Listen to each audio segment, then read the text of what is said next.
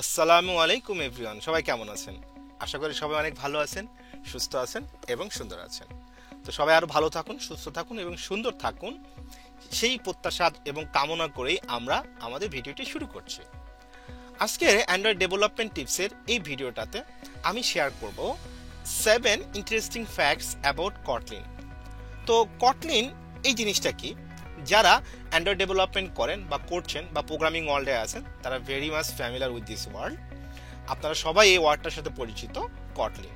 তো কটলিন হচ্ছে কি একটা প্রোগ্রামিং ল্যাঙ্গুয়েজ যেটা ডেভেলপ করেছে জেটবেন্স যে কোম্পানিটা আছে, টেক জায়ান্ট কোম্পানি জেটবেন্সের মাধ্যমে। তো লাস্ট ফিউ ইয়ার্স হলো আমরা কিন্তু এই ওয়ার্ডটা খুব শুনছি, কটলিন। তো কটলিন কেন এত আমরা শুনছি, কেন এটা একটা বাজ ওয়ার্ড হলো, আমরা কেন এই বিষয়ে আগে জানতাম না, এই বিষয় নিয়ে এবং কটলিন সম্পর্কে 7টা ভেরি ইন্টারেস্টিং আমরা ফ্যাক্টস নিয়ে কথা বলবো আজকে। ওকে, তো এই যে আমি এত কথা বলছি, আপনাদের হয়তো মনে হতে পারে যে ওই পাশটায় কে আছে, এটা একটু জানা দরকার হতে পারে।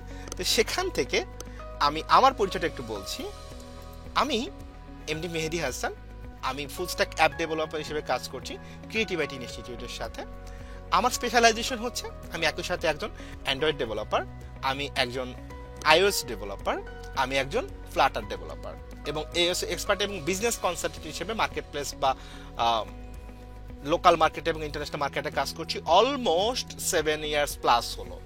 ওকে, দেন আমার সম্পর্কে অনেক কথা হয়ে গেল, এখন চলেন আমরা ফ্যাক্টসগুলো নিয়ে কথা বলি। ফার্স্টে যে জিনিসটা আমাদের জানতে হবে, যে কটলিনের একেবারে ফার্স্ট যে ফ্যাক্টটা আমাদের জানা দরকার, সেটা হচ্ছে গুগল সাপোর্ট। অর্থাৎ আপনারা যদি একটুখানি, যারা একটু পুরনো ডেভেলপার আছেন তারা যদি রিওয়াইন্ড করেন, তাহলে দেখবেন যে 2017-র আগে আমরা কটলিন সম্পর্কে খুব কম মানুষই জানতাম। বিকজ 17-র পরে কেন আবার এটা আমরা জানা শুরু করলাম, বিকজ গুগলস 2017 সালে ওদের যে আইও অ্যানুয়াল সামিট হয়, সেখানে কটলিনকে তারা তাদের অ্যান্ড্রয়েডের অফিসিয়াল ল্যাঙ্গুয়েজ হিসেবে ঘোষণা করে দেয়। আর তখন থেকেই কটলিনে আসলে একটা নবজীবন পায় এবং সেখান থেকে কটলিন এত বাজওয়ার্ড হিসেবে এবং এত বেশি আমাদের কানে ভেসে ভেসে আছে, কটলিন কটলিন কটলিন। আর মেইনলি কটলিনের এই জার্নিটা শুরু হয়েছে 2017 সালের পরে থেকে। তো আমরা প্রথম ফ্যাক্টটা জানলাম। সেকেন্ড যে ফ্যাক্টটা, এটাও খুব ইন্টারেস্টিং। আমরা হিউম্যান বিং বাই ডিফল্ট কিন্তু একটু অলস প্রকৃতির, তাই না? মানে আমরা যারা প্রোগ্রামিং করি মনে হয় যে এই কোডটা, এই যে বয়লার প্লেট কোড আছে, এগুলো একটু কম লিখতে ভালো হতো। আর কটলিন এখানে চমৎকার কাজ করেছে। কটলিনে বলা হয় রাইট লেস কোড, ঠিক আছে? মানে আপনাকে কোড কম লিখতে হবে একই কাজ করার জন্য। আমি যদি তুলনা করি জাভার সাথে, তো জাভার তুলনায় কটলিনে কোডটা অনেক কম লিখতে হয়। এবং অ্যাটলিস্ট আপনি যদি একটা অ্যাপ তৈরি করেন উইথ জাভা এবং সেম অ্যাপটা যদি আপনি তৈরি করেন কটলিন দিয়ে, তাহলে আপনাকে এখানে অ্যাটলিস্ট 20% কম কোড করতে হবে। দ্যাট মিনস আমি যদি টাইমের কথা বলি, যে একটা অ্যাপ তৈরি করতে জাভাতে যদি লাগে 10 দিন, তাহলে কটলিনে লাগবে কয় দিন? যেহেতু 20% কম, তাহলে লাগবে 8 দিন। তো আমাদের এটা টাইম এফিসিয়েন্সি কিন্তু হচ্ছে। এরপরে থার্ড যে ফ্যাক্টটা আমাদের জানতে হবে, সেটা হচ্ছে এটা একটা ওপেন সোর্স ল্যাঙ্গুয়েজ, একটা ওপেন সোর্স প্রোগ্রামিং ল্যাঙ্গুয়েজ যেটাতে আমরা সফটওয়্যার ডেভেলপমেন্ট করে থাকি।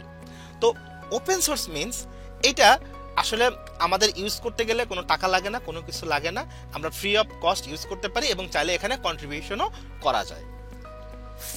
ফোর্থ যে ফ্যাক্টটা আমরা জানবো, সেটা হচ্ছে যে কটলিন এর এই ফিচারটা খুবই চমৎকার এবং পার্সোনালি আমি খুব পছন্দ করি। লাইক আপনি একজন জাভা ডেভেলপার, আপনি কটলিনে সুইচ করছেন এবং আপনার কোডটা কিন্তু 100% জাভা এবং কটলিন কিন্তু এটা কম্প্যাটেবল। অর্থাৎ আপনি একটা প্রজেক্টে কিছু কোড জাভাতে করতে পারেন, আবার কিছু কোড চাইলে কটলিনে করতে পারেন। দ্যাট মিনস এটা দুটাই 100% একটার সাথে আরেকটা কি করে, ইন্টারকর্পোরেট করে বা বেশ ভালোভাবে মিশে যায়। হ্যাঁ, মানে খানিকটা বলতে পারেন যে ওই যে লবণ আর পানির মতো, right? Okay, that's a fun fact. তো জাভা এবং কটলিন আমরা সেম প্রজেক্ট ইউজ করতে পারি। এর একটা বড় কারণ হচ্ছে, আমি প্রথমেই বলেছিলাম যে কটলিন জেভিএম এ রান করে এবং জাভাও জেভিএম এ রান করে, অর্থাৎ জাভা ভার্চুয়াল মেশিনে এটা রান করে। আরেকটা নাম্বার ফাইভটাও, এটাও আমার পার্সোনালি খুবই পছন্দ এবং যেটা একেবারে একটা রেভলিউশন নিয়ে এসেছে কটলিনের লাইফে, সেটা হচ্ছে যে কটলিন একই সাথে ওওপি অর্থাৎ অবজেক্ট ওরিয়েন্টেড প্রোগ্রামিং সাপোর্ট করে, এবং একই সাথে শুনে খুশি হবেন আপনারা যে এটা একটা ফাংশনাল প্রোগ্রামিং ল্যাঙ্গুয়েজ হিসেবেও ইউজ করা যায়।